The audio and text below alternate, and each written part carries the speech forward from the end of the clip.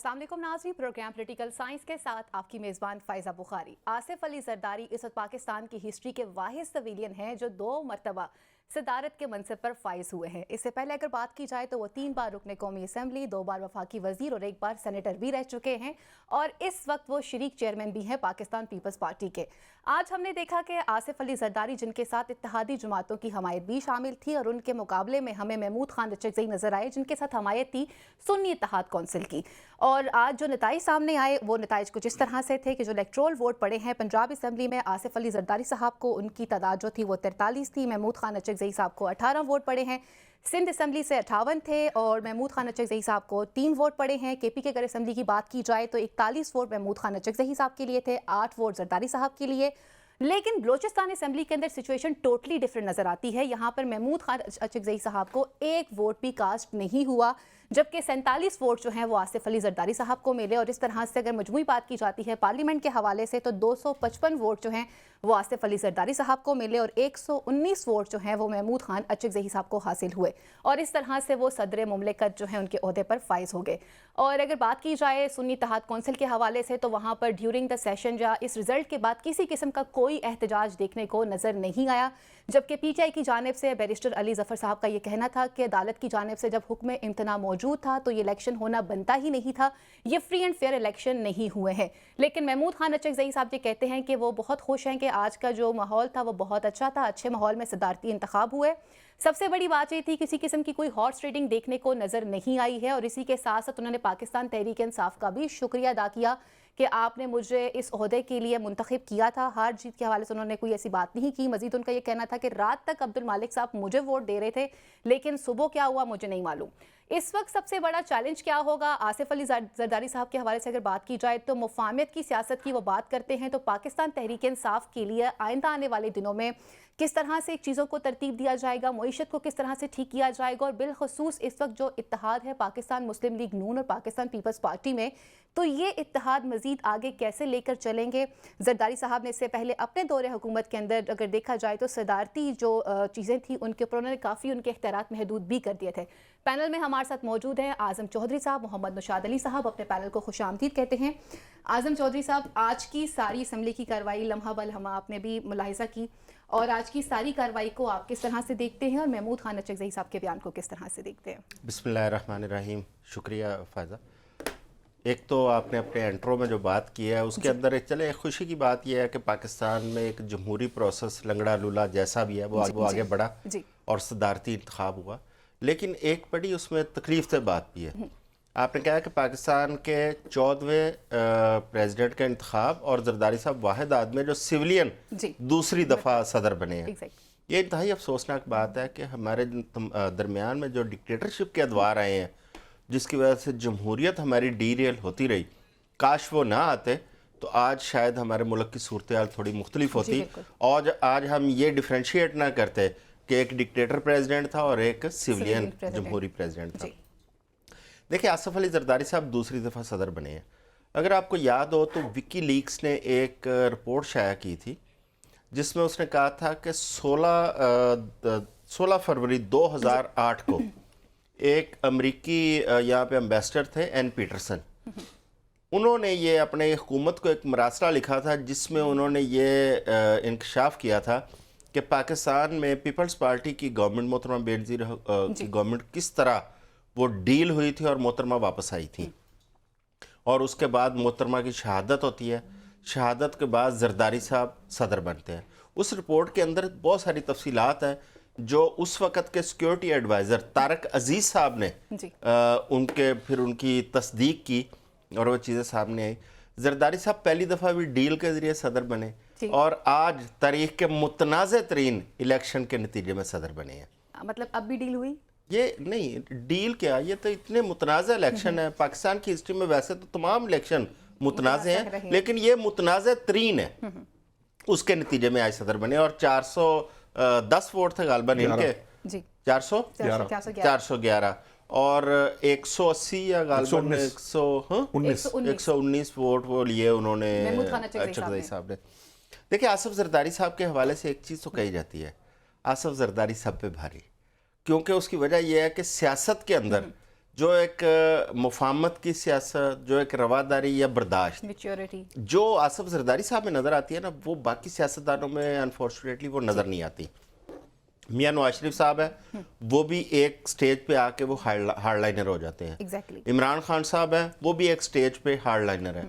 صرف یہ دو ایسی شخصیات ہیں جن کے بارے میں یہ کہا جاتا ہے کہ یہ مفاہمت کے آخری درجے تک جا سکتے ہیں. ایک میاں شہباز شریف صاحب اور ایک آصف زرداری صاحب. تو اس حوالے سے تو میں سمجھتا ہوں یہ گورنمنٹ بہت اچھی ہوگی. دونوں مفاہمت کے چیمپئن ہیں اور دونوں اقتدار میں آ گئے ہیں. ایک پرائم منسٹر آئے ہیں، ایک پریزیڈنٹ آ گئے ہیں. جبکہ کچھ دیر پہلے ہمارے مفاہمت کے ایک بادشاہ کہا کرتے تھے کہ میں دوسرے مفاہمت کے بادشاہ کو لاہور کی سڑکوں پر گھسیٹوں گا، پیٹ پھاڑ کے پیسے نہ. لیکن چلے وہ بیانات کی حد تک وہ چیزیں محدود رہیں، لیکن عملاً آج زرداری صاحب اس میں آگے. آپ کو پتہ ہے انہوں نے اپنی سیاست کا آغاز کہاں سے کیا تھا؟ 1983 میں زرداری صاحب نے سب سے پہلے ایک الیکشن لڑا تھا ڈسٹرکٹ کونسل کا، اور وہ الیکشن ہار گئے. کونسلر کا وہ ڈسٹرکٹ کونسل کے ممبر کا. وہاں سے انہوں نے اپنی سیاست کا آغاز کیا. لیکن ان میں جو موڑ تاریخی ایک موڑ ان کی لائف کے اندر آیا وہ محترمہ بینظیر بھٹو سے شادی تھی. ان سے جب شادی ہوئی ہے اس کے بعد یہ وہ محترمہ اگلے سال، اس سے اگلے سال تو محترمہ پرائم منسٹر بن گئی. 1987 میں شادی ہوتی ہے، 88 میں محترمہ پرائم منسٹر بنتی ہیں اور زرداری صاحب ساتھ پرائم منسٹر ہاؤس آ جاتے ہیں. وہاں سے عملاً سیاست کا انہوں نے آغاز کیا اور وہ دور بڑا متنازع رہا ان کی شخصیت کے حوالے سے. ان کے اوپر بڑے اس وقت الزامات لگے، لیکن ہاں لیکن اس کے بعد 1993 میں جو دوسری گورنمنٹ تھی محترمہ بینظیر بھٹو کی، وہ جب اس میں یہ 90 میں گرفتار ہوتے ہیں، پہلی حکومت ختم ہونے کو 1993 میں رہا ہوتے ہیں. اس کے بعد 1996 میں دوبارہ گرفتار ہوتے ہیں اور 2007 میں جا کے ان کی رہائی ہوتی ہے. یہ ایک طویل ترین اسیری تھی جو کہ سیاسی لیڈر کی ہو سکتی ہے جو انہوں نے گزاری. لیکن ان کا جو گزشتہ ان کا دور تھا نا 2008 سے 2013 والا، اس کے اندر میں سمجھتا ہوں کہ انہوں نے جو ایک مفاہمت کی سیاست والا وہ ایک سلسلہ شروع کیا تھا. پیپلز پارٹی کا جو بنیادی ایک بیانیہ ہوتا تھا یا پیپلز پارٹی کے جو نظریات ہوتے تھے وہ بھی وہاں پہ تبدیل ہوئے. پیپلز پارٹی کے اندر ایک اس کا ایک اس کی شناخت تھی لیفٹ کی جماعت، لیکن زرداری صاحب نے وہ والی شناخت وہ ختم کی اور پیپلز پارٹی رائٹ کی جماعتوں میں شامل ہوئی، جو کہ آج تو ثابت ہو گیا اب تو دوسری اس پر رائے ہی نہیں ہے، پڑھی لکھی بات ہے کہ اب وہ رائٹسٹ ہیں.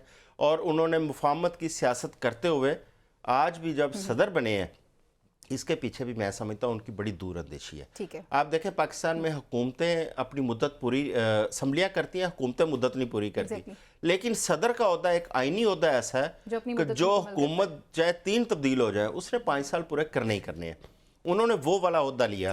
دوسرا یہ ہے اگر کچھ متنازع بل آ جاتے ہیں ایسے جن کو حکومت تو بھجواتی ہے پریزیڈنٹ کے پاس، لیکن پیپلز پارٹی اپنی وہاں پہ ایک ساکھ بھی رکھنا چاہتی ہے، اگر صدر اس بل کو پاس نہیں کرتے تو اس بل نے اپنی ایک مقررہ مدت میں پاس ہو جانا ہے، الزام بھی نہیں آنا، کام بھی ہو جانا ہے اور پیپلز پارٹی اپنی سیاست بھی کرتی رہے گی.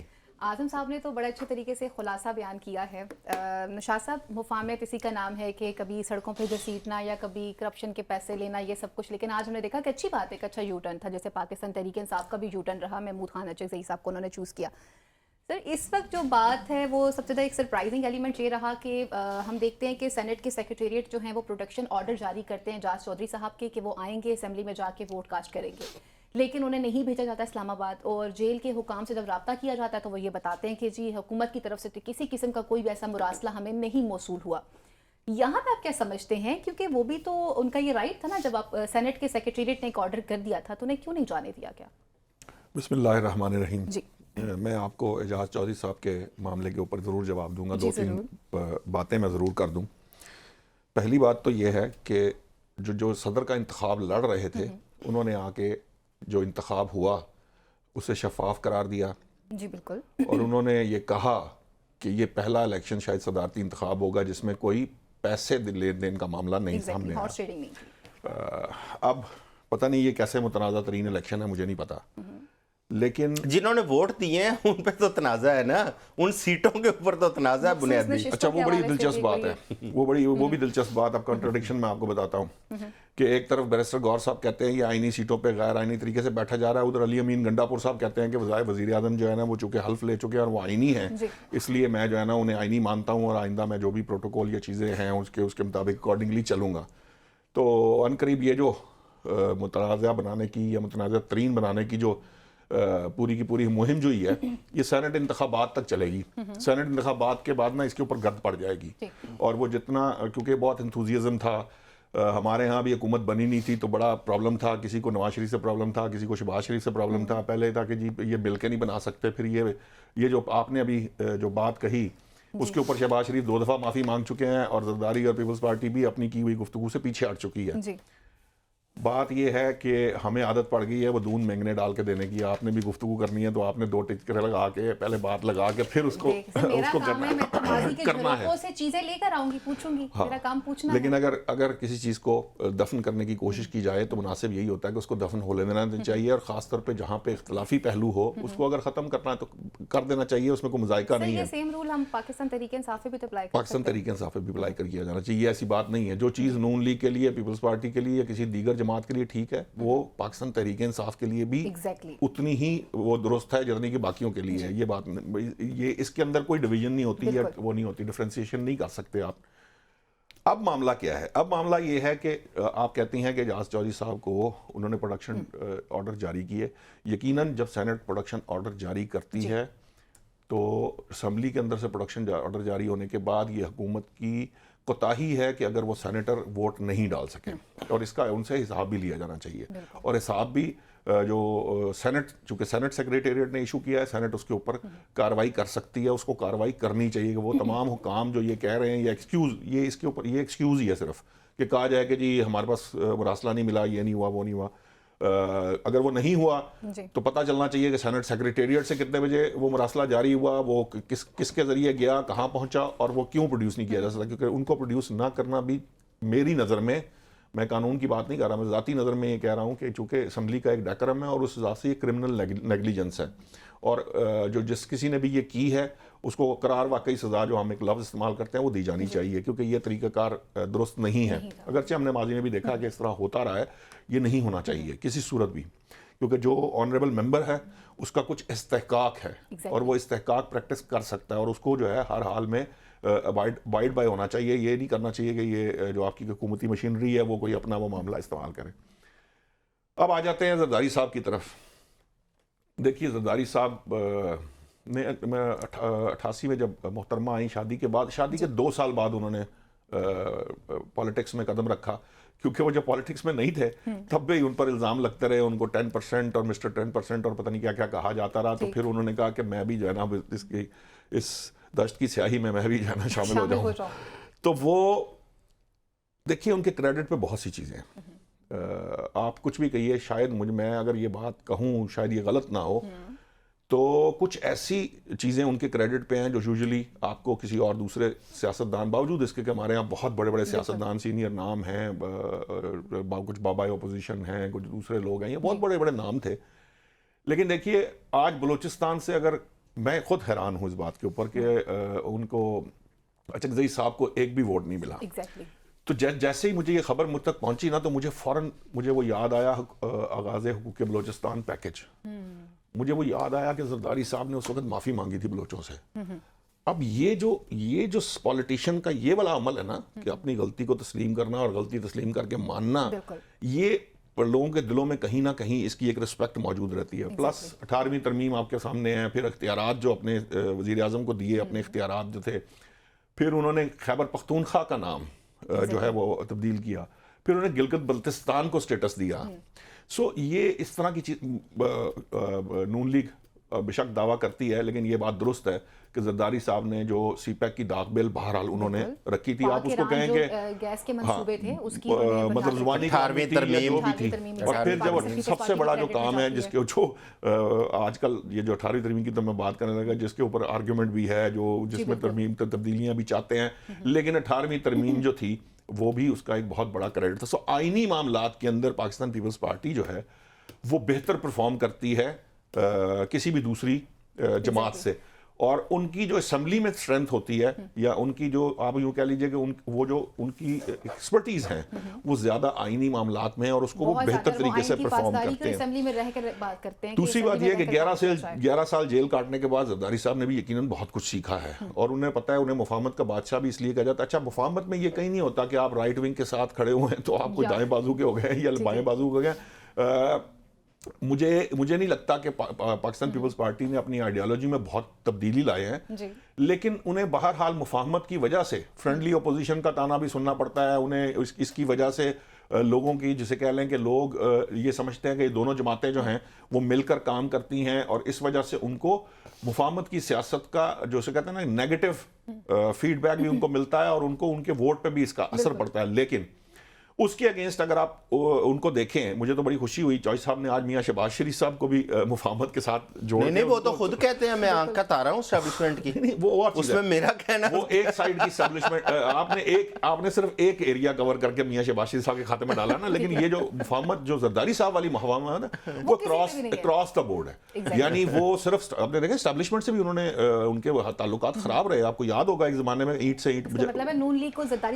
اینٹ والا فکرہ یاد آئے گا آپ کو، جب اس کے بعد پھر دبئی رہے بہت عرصہ. لیکن ان میں جو آرٹ ہے نا وہ ہمارے ہاں ذرا عام زبان میں کہتے ہیں وہ کسی بھی حد تک جانے کو تیار ہوتے ہیں مفاہمت کے لیے. جب آپ کسی بھی حد تک جانے کو تیار ہوتے ہیں نا تو پھر جس سے آپ مفاہمت کرنا چاہ رہے ہیں اس کے پاس کوئی گنجائش نہیں بنتی کہ وہ نہ کرے. تو اس طرح کی یہ شاید اس حد تک میں نہیں سمجھتا کہ وہ شاید نون لیگ کی اوور آل اس کے اندر بطور پارٹی بھی، اور شہباز شریف صاحب بھی ایک خاص حد سے زیادہ ان کے اندر لچک نہیں ہے.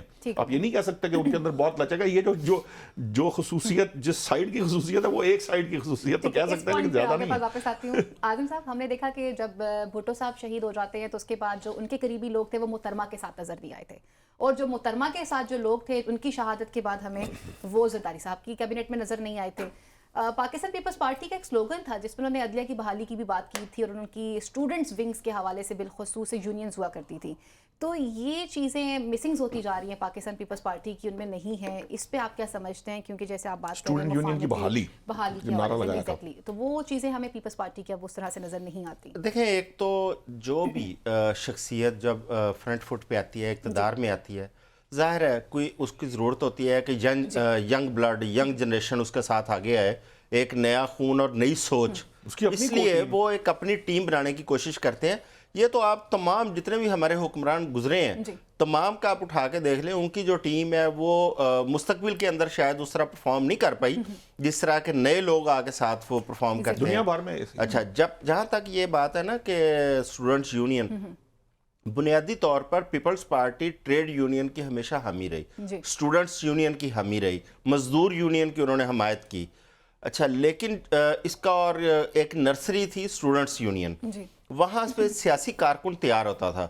جب ایک طالب علم اپنے زمانہ طالب علمی میں وہ سیاست سیکھتا تھا، اس سیاست کو عملی زندگی میں آ کے وہ اس کی امپلیمنٹیشن کی طرف جاتا تھا. لیکن وقت کے ساتھ ساتھ آپ دیکھیں کہ پاکستان میں اسٹوڈنٹس یونین جو ہے وہ ان کا کلچر تبدیل ہوا. اس کے اندر بہت ساری ایسی چیزیں آ گئیں جو کہ ہمارے معاشرے کے لیے فائدہ مند نہ تھی، جس کی وجہ سے اسٹوڈنٹس یونین کو ایک ٹائم پہ بین کرنا پڑا. اور اس کا نقصان ان سیاسی پارٹیوں کو یہ ہوا کہ ان کے جو نئے سیاسی جو وہاں سے گرومنگ تھی اس کا سلسلہ بند ہو گیا، سیاسی نرسریاں بند ہو گئیں اور اس کی جگہ لے لی آپ کے سوشل میڈیا نے. اور ان میں پی ٹی آئی کو یہ کریڈٹ جاتا ہے کہ اس نے سوشل میڈیا کی وہ سپیس سب سے پہلے کیپچر کی، جس کا ان پارٹیوں کو بڑا شدید رنج بھی ہے، اس کا ان کو ریگریٹ بھی ہے کہ وہ اس کو کیپچر نہیں کر پائیں. اب یہ پارٹیاں اس طرف آ رہی ہیں، لیکن میں سمجھتا ہوں کہ اسٹوڈنٹس یونین اگر اس کو تھوڑا بہتر طریقے سے، باقی پوری دنیا کے اندر ہیں تعلیمی اداروں میں، اگر بہتر طریقے سے اسٹوڈنٹس یونین کو یہاں پہ دوبارہ بحال کیا جائے تو یہ اچھی بات ہے، یہ اس میں برائی نہیں ہے. لیکن اس کے اندر سے آپ کو تھوڑا سا پھر نظر رکھنی پڑے گی کہ جو اپنے مقاصد کے لیے سیاسی پارٹیاں منفی مقاصد کے لیے جہاں پہ ان کو استعمال کرتی تھی وہ کام نہ شروع ہو جائے. اور اسی طرح جو ٹریڈ یونینز ہیں، آپ دیکھیں کہ ہم آج بہت سارے اداروں کی نجکاری کی طرف جا رہے ہیں. بالکل ایسا ہی ہے. ان اداروں کے اندر اس کی نجکاری کی ایک بڑی وجہ یہ بھی بنی کہ ہماری وہاں پہ جو ٹریڈ یونین، مزدور یونین جو تھیں، ان لوگوں نے لاتعداد وہاں پہ بھرتیاں کروائیں اور ان اداروں کے اوپر ایسا بوجھ پڑا کہ وہ ادارے چلنے سے قاصر ہو گئے، جن میں آپ کی پی آئی اے، آپ کی سٹیل مل، ایون کہ ریلوے، اس کے اوپر بھی بہت زیادہ بوجھ ہے۔ اب یہ پرائیویٹائزیشن میں جانے کا مقصد یہی ہے کہ کم از کم وہ والا بوجھ جو ہے وہ آپ اس کو کیری نہیں کریں گے۔ اس میں جو پرائیویٹ پارٹیاں ہیں وہ اس کو بالکل کمرشل بنیادوں پہ چلائیں گی، ان کو یونین اس سے کوئی غرض نہیں ہوتی۔ لیکن میں پیپلز پارٹی پہ دوبارہ آؤں گا، دیکھیں آپ نے ابھی بہت سارے کریڈٹ، میں سمجھتا ہوں کہ 18ویں ترمیم سب سے بڑا کریڈٹ ہے ان کا باقی سب سے۔ اس کی وجہ یہ ہے کہ 18ویں ترمیم کی وجہ سے آج اسمبلیاں اپنا ٹینیور پورا کر رہی ہیں، ورنہ اسمبلیاں توڑ دی جاتی تھی۔ صدر کے پاس اختیار ہوتا تھا کہ صدر جب دل چاہے اسمبلی توڑ دیتا تھا، اب کم از کم اسمبلیاں نہیں توڑ سکتے۔ حکومت اگر اپنی مدت پوری نہیں کرتی تو اگر یہ سیاستدان آپس میں تہیہ کر لیں اور رواداری قائم کر لیں تو شاید حکومتیں بھی اپنی مدت پوری کرنا شروع کر دیں۔ لیکن یہ آپ دیکھیے گا 2008 سے 2013 تک کی جو اسمبلی تھی، اس میں ایک ٹائم تھا کہ مسلم لیگ نون اور پیپلز پارٹی کچھ عرصہ کولیشن گورنمنٹ میں رہے تھے، لیکن اس کے بعد پھر اختلافات پیدا ہوئے اور دونوں علیحدہ ہو گئے۔ اب یہ جس قسم کی اب یہ اسمبلیاں بنی ہیں اور صدر ہیں، وزیر اعظم ہیں، اب دونوں پارٹیاں اس وقت اقتدار میں ہیں، اگر یہ چلتے رہے اور باقی جو اپوزیشن کے لوگ ہیں ان کو اعتماد میں لے کے انہوں نے نظام چلا لیا تو میں سمجھتا ہوں ان کے لیے بھی بہتر ہوگا، ملک کے لیے بھی۔ لیکن اگر آپس میں پھر اختلافات میں چلے گئے تو یہ ان تمام سیاسی پارٹیوں کے لیے زیادہ نقصان دہ ہوگا ماضی کی نسبت۔ نقصان اور فائدے کی بات کی جا رہی ہے تو آصف علی زرداری صاحب کے حوالے سے میرے دونوں پینلسٹ یہ بتا رہے ہیں کہ مفاہمت کی بات کی جاتی ہے، تو نشاط صاحب پھر کچھ پریکٹیکلی چیزیں گراؤنڈ پہ یہ بھی بتاتی ہیں کہ پاکستان تحریک انصاف کے ساتھ کس طرح کی لچک کا مظاہرہ کیا جائے گا، کیونکہ اب شہباز شریف صاحب بھی مفاہمت کی بات کرتے ہیں، میثاق جمہوریت کی بات کرتے ہیں، زرداری صاحب بھی کچھ ایسی ہی سوچ رکھتے ہیں۔ تو اب یہاں پر لوگ یہ بھی جاننا چاہتے ہیں کہ آیا بانی تحریک انصاف کے لیے کچھ ان فیوچر ریلیف نظر آ رہا ہے، یا بطور اپوزیشن وہ پاکستان تحریک انصاف کو کس طرح سے ٹریٹ کریں گے؟ دیکھیں دو باتیں بڑی اہم ہیں۔ پہلی کہ بانی تحریک انصاف کی لڑائی کس کے ساتھ ہے، کیا پیپلز پارٹی اور نون لیگ کے ساتھ ہے؟ یہ ایک میجر ایریا ہے۔ دوسرا ایریا یہ ہے کہ دیکھیے ایک ون سائیڈڈ جو مفاہمت ہے وہ ممکن نہیں ہو پاتی۔ میں بار بار یہ کہتا ہوں کہ کانفلکٹ ریزولوشن کا یہ اصول ہوتا ہے، جب آپ کسی کانفلکٹ کو ریزالو کرنا ہوتا ہے تو آپ ایک سٹیپ پیچھے چلے جاتے ہیں، دونوں پارٹیاں ایک سٹیپ پیچھے چلی جاتی ہیں، وہ سپیس بن جاتی ہے، اس کے اندر پھر آپ کے پاس یہ گنجائش ہوتی ہے کہ آپ دوبارہ سے نئی چیزیں طے کر کے جو بون آف کنٹینشن جن باتوں پہ ہے اس کو آپ ریزالو کریں۔ اب معاملہ یہ ہے، دیکھیے 2008 کی مثال دی گئی ہے، 2013 کی اسمبلی کی مثال۔ 2008 کے اندر جو اختلافات تھے وہ ججز بحالی کے معاملے پہ ہوئے تھے، لیکن نواز شریف نے یا مسلم لیگ نون نے حکومت گرانے کی کوئی کوشش نہیں کی۔ اسی طرح 2013 سے 2018 کے درمیان جب پاکستان تحریک انصاف نے دھرنا دیا اور اس کے بعد جو حالات ہوئے اس میں پیپلز پارٹی نے بھرپور سپورٹ کی۔ پھر 2018 کے بعد بھی آپ کو یاد ہوگا کہ وہ الفاظ آپ کو شاید یاد ہوں گے کہ میں اب میں یہ زرداری صاحب کے الفاظ تھے کہ ہم کچھ نہیں کریں گے، اب ہم 3 سال بعد اپنی سیاست کا آغاز دوبارہ سے کریں گے۔ اور آپ نے دیکھا 2018 کے اندر 2018 سے 3 سال کے بعد 21 کے بعد آہستہ آہستہ حالات جو ہیں وہ مختلف ہونے شروع ہو گئے تھے۔ جب مولانا فضل الرحمان صاحب کا بھی دھرنا ہو گیا تھا، مریم نواز نے بھی ایک وہ لانگ مارچ کر کے دھرنا دیا تھا، مہنگائی مارچ آپ کو شاید یاد ہوگا، مہنگائی کے خلاف۔ جی ایسا ہی ہے۔ اسی طرح سے اب یہ جو چوئی صاحب نے آپ کو نٹ شل کے اندر بات کی ہے نا، اگر کوئی یہ سمجھتا ہے کہ جی حکومت چلنے دینی چاہیے، حکومت کی ٹینیور پورا ہونا چاہیے، تو وہ اس کی ایشورٹی اور اس کی گارنٹی صرف سیاستدان دے سکتے ہیں۔ اور اگر سیاستدان ایک دوسرے کے ساتھ جوائن ہینڈز کر لیں تو کوئی وجہ ہی نہیں ہے کہ کوئی جو ہے نا وہ حکومت کو ڈیریل کر سکے یا حکومت اپنی مدت پوری نہ کر پائے۔ دیکھیں وزیر اعظم ہمارے ہاں مدت پوری نہیں کر پاتے، ہم نے اسمبلیوں کا ٹینیور پورا کیا، لیکن یہ بھی اسمبلی کا ایکچولی ٹینیور پورا ہوا، ٹھیک ہے حکومت کی تبدیلی آئی لیکن اسمبلیوں کا ٹینیور پورا ہوا۔ اب معاملہ یہ ہے کہ جو جس چیز کے اوپر ہم بات کر رہے تھے نا، جو یونین والی بات تھی، دیکھیں یہ بات چوئی صاحب کی بالکل درست ہے۔ ہمیں یاد آتا ہے جاوید ہاشمی صاحب اپنے اس کے پریزیڈنٹ تھے، حفیظ اللہ نیائی صاحب کا نام میرے ذہن میں آتا ہے، احسن اقبال کا آتا ہے، بہت سارے آپ کو میں پولیٹیشینز، شیخ رشید صاحب، یہ سارے لوگ جو ہیں یہ اسٹوڈنٹ لیڈر تھے، ٹھیک ہے۔ لیکن اس زمانے میں جب یہ اسٹوڈنٹ لیڈر تھے، اس وقت یہ جو چوئی صاحب نے کہا ہے نا کہ وہ ایسی بہت سی منفی چیزیں اسٹوڈنٹ یونین کے ساتھ جڑی ہوئی نہیں تھیں جو بعد میں آئی، وہ بعد میں آنے کا نقصان ہی، اور اس کے ذمہ دار بھی، میں آپ کو ایمانداری کی بات بتاؤں، اس کے ذمہ دار بھی سیاستدانی ہے۔ اب یہ سوشل میڈیا کی سپیس کی بات ضرور کی ہے، لیکن جس طرح اسٹوڈنٹ یونین میں پرابلم آئی، اسی طرح سوشل میڈیا کے اندر بھی پرابلم آئی ہے، اور وہ وہی ہے جو منفی باتیں، منفی چیزیں وہاں آ گئی تھی، وہ اب سوشل میڈیا میں آ گئی، اور پروپیگنڈا اور وہ چیزیں پریویل کر گئی زیادہ اکثر، جس کی وجہ سے ہمارے ہاں سوسائٹی میں تقسیم اور انتشار پیدا ہونا شروع ہو گیا۔ اعظم صاحب، بات اگر کی جاتی ہے اس وقت سب سے بڑا جو چیلنجنگ پوائنٹ ہے وہ ہے کہ معیشت کے حوالے سے اس وقت کیا پلان ترتیب دیے جائیں گے، اور زرداری صاحب کے لیے کتنا ٹف ٹائم رہے گا، کیونکہ پاکستان مسلم لیگ نون کے جو سینیٹر ہیں عرفان صدیقی صاحب، انہوں نے کہا ہے کہ جی جو باقی کے صدر جا چکے ہیں اور انہوں نے ٹارگٹ کیا جا رہے فلوی صاحب کو کہ جی ہم ان سے کوئی خاصے ہم تسلی بخش نہیں رہے ان کے کام سے، تو کتنا بڑا ان کے لیے ٹارگٹ رہے گا؟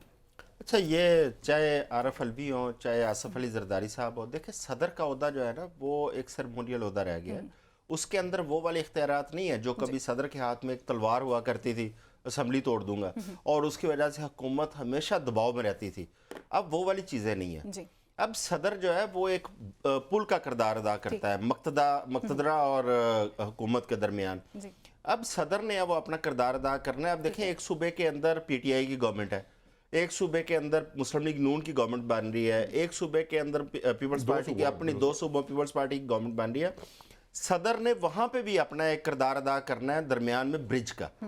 اب صدر جو ہے وہ اس کا صرف اتنا ہی کردار ہے، لہٰذا اس سے زیادہ اگر کوئی ازیوم کرتا ہے کہ صدر پتہ نہیں کیا کر گزرے گا یا کیا کر دیتا ہے۔ پاکستان تحریک انصاف اس وجہ سے ناراض ہوئی الوی صاحب کے ساتھ کہ الوی صاحب وہ پارٹیوں کی خواہش ہوتی ہے کہ ہمارا اگر کوئی بندہ ہماری پارٹی کا بیٹھا ہے تو وہ ہماری مرضی کے مطابق کوئی فیصلہ کرے، کوئی آئین کے اندر کوئی گڑبڑ کرنے کو، لیکن اس طرح ہوتا نہیں ہے۔ لیکن یہاں پہ زرداری صاحب کا جو صدارت ہے اس میں تھوڑا سا ایک فرق آ جاتا ہے۔ آصف علی زرداری صاحب کیونکہ ایک پارٹی کو لیڈ کرتے ہیں، بے شک انہوں نے بلاول صاحب کو آگے کیا ہوا ہے، لیکن ساری دنیا کو پتا ہے کہ آصف علی زرداری صاحب خود ہی فیصلے کرتے ہیں اور انہی کے فیصلوں کے مطابق پارٹی چلتی ہے، تو اس لیے ان کی جو چیزیں ہیں وہ تھوڑی سی باقی صدور سے مختلف اس لیے ہو جاتی ہے کہ باقی جن صوبوں کے اندر وہ حکومتوں میں بیٹھے ہیں وہاں پہ وہ پورے شریک ہے۔ تو لیکن آصف زرداری صاحب نے اس وقت ہر ممکن کوشش یہ کی ہے کہ آئینی عہدے لیے جائیں، وہ والے عہدے نہ لیے جائیں۔ کل کو پھر پی ڈی ایم کی طرح جب پریشر آنا ہے، عوام کی طرف سے الزامات آنے ہیں کہ حکومت نے یہ کر دیا، حکومت نے مہنگائی ختم نہیں کی، اب آ جاتے ہیں معیشت کی طرف۔ اب دیکھیں معیشت کو ٹھیک کرنا اس وقت سب سے مشکل ایک چیلنج ہے اس حکومت کے لیے۔ آصف علی زرداری صاحب بھی اس وقت دعویٰ کر رہے تھے کہ میں بہت بڑی ایک انویسٹمنٹ پاکستان میں لا سکتا ہوں یا پاکستان کی معیشت کو ٹھیک کر سکتا ہوں۔ اب وہ دعوے پورے کرنے کا ٹائم آ گیا ہے، اب کیونکہ وہ حکومت کا حصہ ہے اور پاکستان کے صدر ہیں۔ اسی طرح نواز شریف صاحب کے حوالے سے بھی مسلم لیگ نون یہی کلیم کرتی تھی، لیکن پاکستان کے اس وقت جو گمبھیر حالات ہیں وہ یہی ہے کہ فوری طور پر، اب دیکھیں رمضان کا مہینہ آ رہا ہے، فوری طور پر قوم کی مشکلات کو کس طرح کم کیا جانا ہے، کیونکہ پاکستان کی معیشت کو حل کرنا یہ کوئی اوور نائٹ کام نہیں ہے۔ پاکستان کی معیشت کے لیے آپ کو اپنی ایکسپورٹس بڑھانی ہے، آپ کو انرجی کی پرائسز نیچے لے کے آنی ہے، آپ کو ریمیٹنس بڑھانا ہے، آپ کو زر مبادلہ جو ہے نا وہ آپ کو زیادہ چاہیے، لیکن یہ کام اس کے لیے وقت چاہیے۔ لیکن جو وقت کے بغیر کرنے والی ذمہ داری ہیں وہ ہیں عوامی مسائل، کیونکہ جو آپ پہ بجلی کا اور مہنگائی کا اور بے روزگاری کا جو بوجھ ہے اس کو ہٹانا ہے، اور اس کے لیے اب آصف زرداری صاحب کے پاس، میاں شہباز شریف صاحب کے پاس اور میاں نواز شریف صاحب کے پاس، تینوں کے پاس کوئی ایسا جواز نہیں ہے جسے یہ قوم مسائل کو حل کیے بغیر تسلیم کرے گی۔ جی، اب تو چیلنجز بہت زیادہ ہیں۔ آصف علی زرداری صاحب نے کل اپنا حلف ہے، چیف جسٹس آف پاکستان ان سے یہ حلف لیں گے، لیکن میثاق جمہوریت کو ملحوظ خاطر رکھتے ہوئے عوام کے لیے کیا فیصلے کیے جائیں گے یہ تو وقت ہی بتائے گا۔ یہاں لیتے ہیں مختصر سی بریک، اور بریک کے بعد مزید ایشوز کو پروگرام کا حصہ بناتے ہیں۔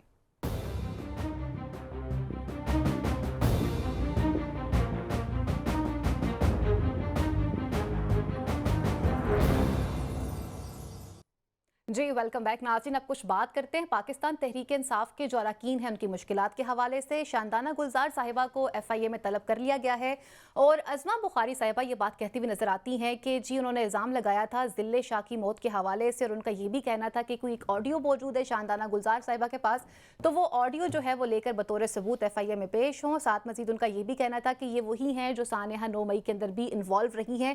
دوسری جانب پر پاکستان تحریک انصاف کے شرفضل مروت صاحب یہ بات کہتے ہوئے نظر نظر آتے ہیں. انہوں نے مریم نواز صاحبہ کے اوپر بھی ایک الزام عائد کرنے کی کوشش کی ہے. ان کا یہ کہنا ہے کہ جی کچھ لوگوں کو یہ کہا گیا ہے کہ مجھے مار دیا جائے, اگر مجھے کچھ ہو جاتا ہے تو اس کی ذمہ داری جو ہے وہ مریم نواز صاحبہ کی ہوگی. مزید ان کا یہ کہنا تھا کہ بھارتی ایجنٹ جندال کو جو ہے وہ انوالو کرنے کی کوشش کی گئی ہے. اب ان باتوں میں کتنی صداقت ہے, یہ کیا ہے, پروف انہوں نے ابھی تک میڈیا کے سامنے کوئی نہیں رکھا ہے.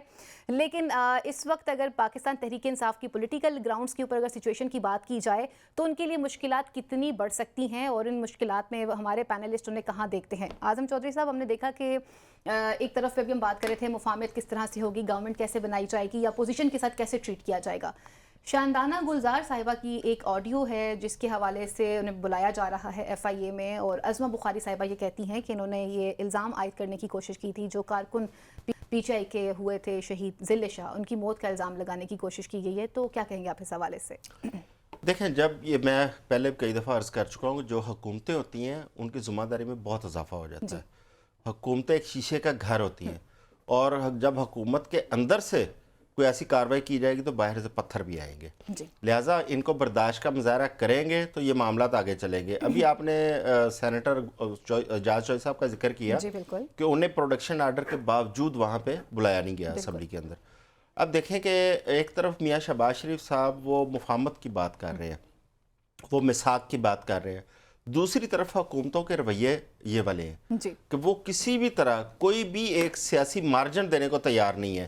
اور جہاں تک تنقید کی بات ہے تو مریم نواز صاحبہ خود نہیں تنقید کرتی نے, انہوں نے تو بے تحاشا تنقید بھی کی ہیں, بھی کی ہیں. انہوں نے تو یہ بھی کلیم کیا تھا کہ میرے پاس بہت ساری ویڈیوز بھی موجود ہیں, اس کی تحقیقات بھی ہونی چاہیے.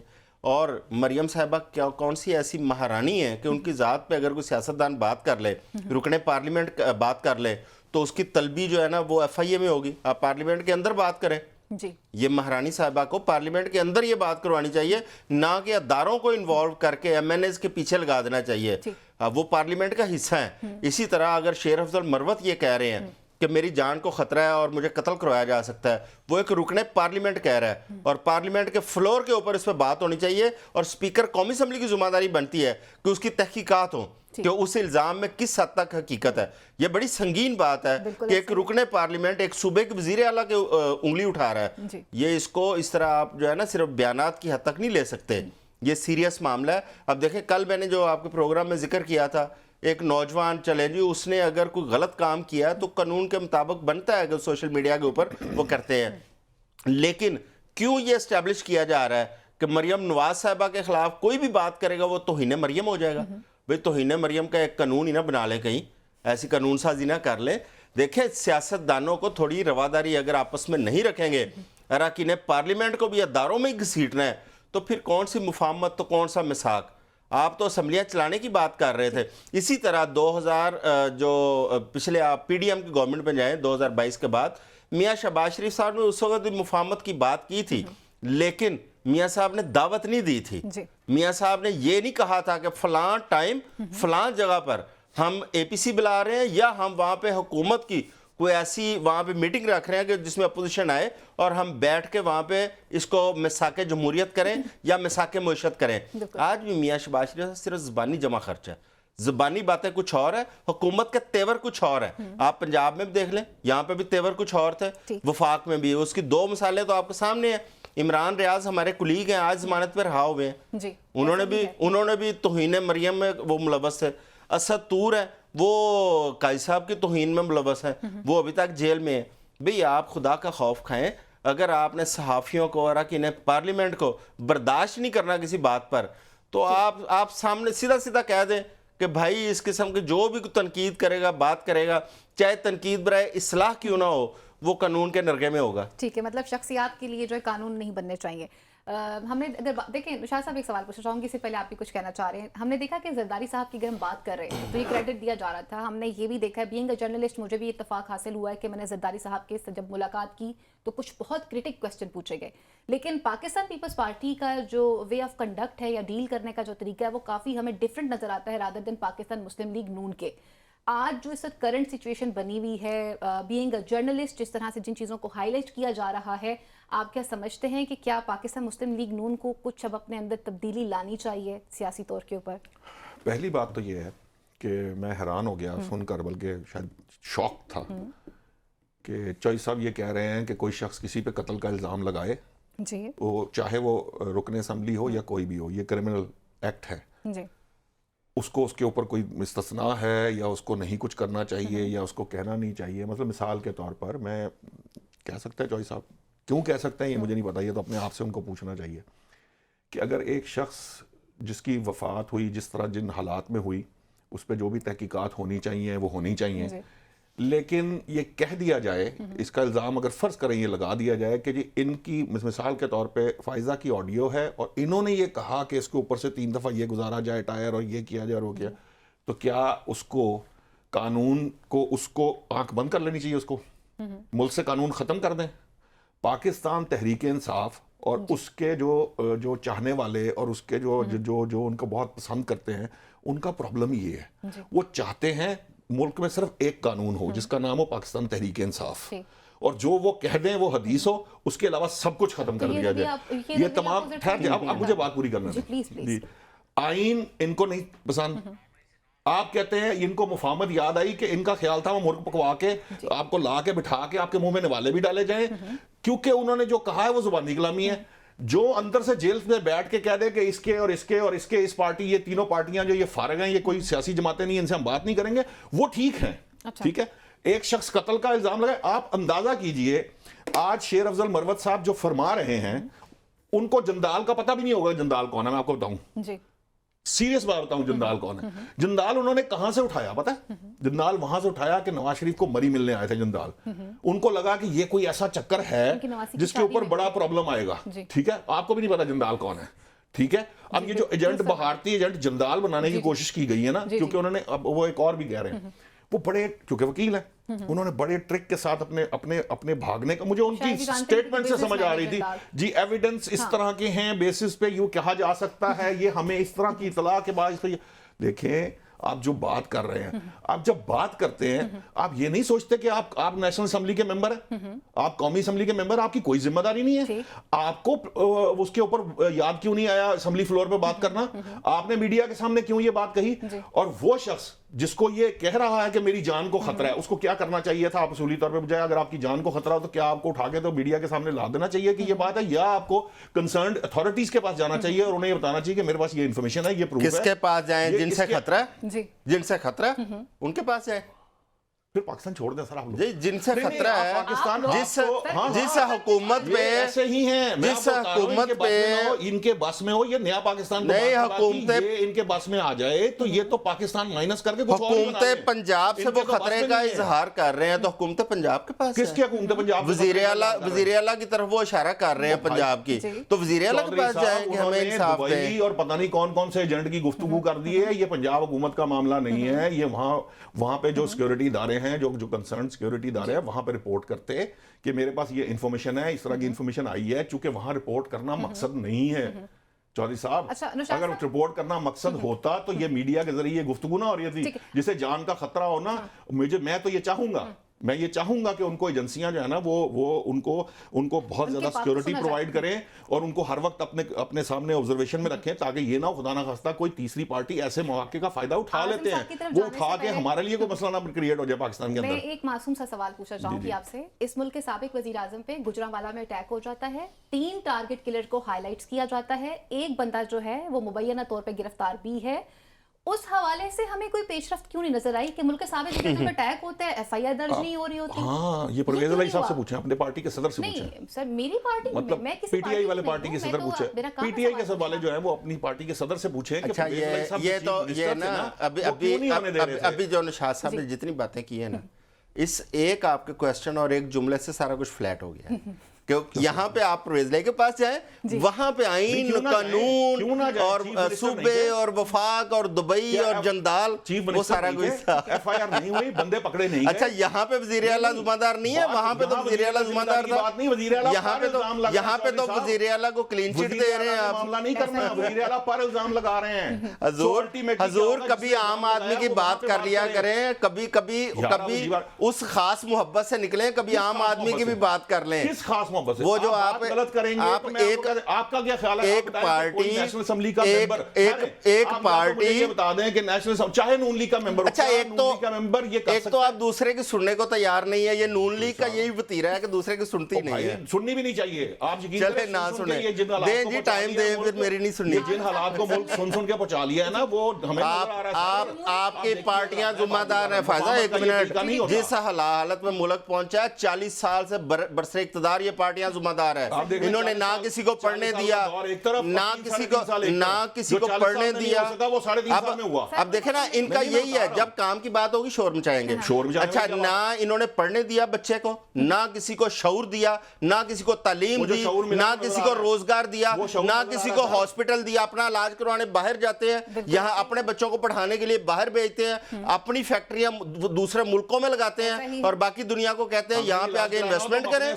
ٹھیک ہے, یہ ان کے حالات ہیں. ہم بھی کہیں نہیں جاتے, ہم کسی سرکاری اسپتال میں نہیں جاتے. آپ اتفاق اسپتال میں علاج کرواتے ہیں یا شریف ہاسپٹل میں کرواتے ہیں. ان سے کہیں کہ خود بھی کروا لیں اپنے بنائے ہوئے ہاسپٹلز میں. آپ بات سن تو لیں, وہ ہم کسی سرکاری نہیں دام دم نہیں ہے وہاں پہ. اصل میں جو رپورٹ تھی وہ نہیں دینی تھی. نہیں یہ ہاسپٹل نہیں بنا سکتے. نہیں وہ اس ہاسپٹل میں جاتے ہیں جہاں اپنی مرضی کی رپورٹیں بنوانی ہوں. وہاں نہیں جاتے جہاں پر باہر سرکاری کو نہیں جانے دیتے, کسی کو بورڈ نہیں بیٹھنے دیتے, کسی اس کو نہیں. وہ آپ اپنی وہ ان سے پوچھیں جو آپ کی صحت کی منسٹر تھی, ان سے پوچھیں کیسے پلیٹلیٹ کم ہوئے تھے. پوچھیں نا, پوچھیں.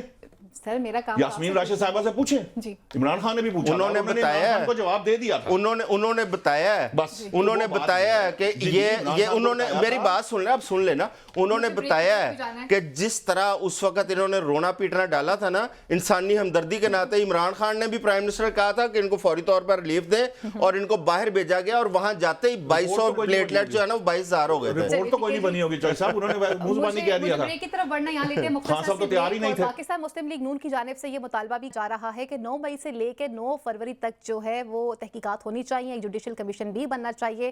کیا اس حوالے سے پیش رفت ہوگی یہ تو وقت ہی بتائے گا. یہاں لیتے ہیں بریک, اور بریک کے بعد مزید ایشوز کو پروگرام کا حصہ بناتے ہیں.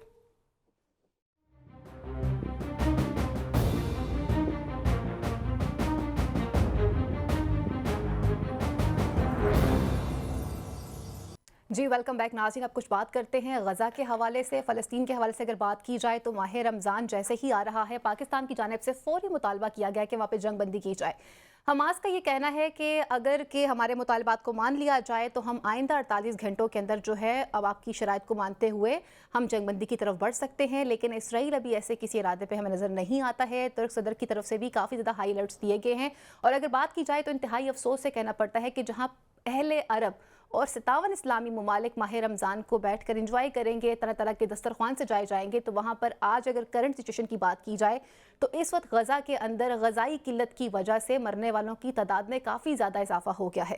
ایک طرف پر اسرائیلی جاہلیت جاری ہے, اور دوسری طرف سے اگر بات کی جائے تو جو فوڈ سپلائی دی جا رہی ہے اس کو حاصل کرنے کے لیے بھی کافی لوگ جو ہیں وہ شہید ہو چکے ہوئے ہیں. اس وقت تک عالمی دنیا کا اس ایشو پر خاموش رہنا اور کوئی خاص پیش رفت سامنے نہ آنا. اپنے پینل کی طرف بڑھتے اور ان سے پوچھتے ہیں.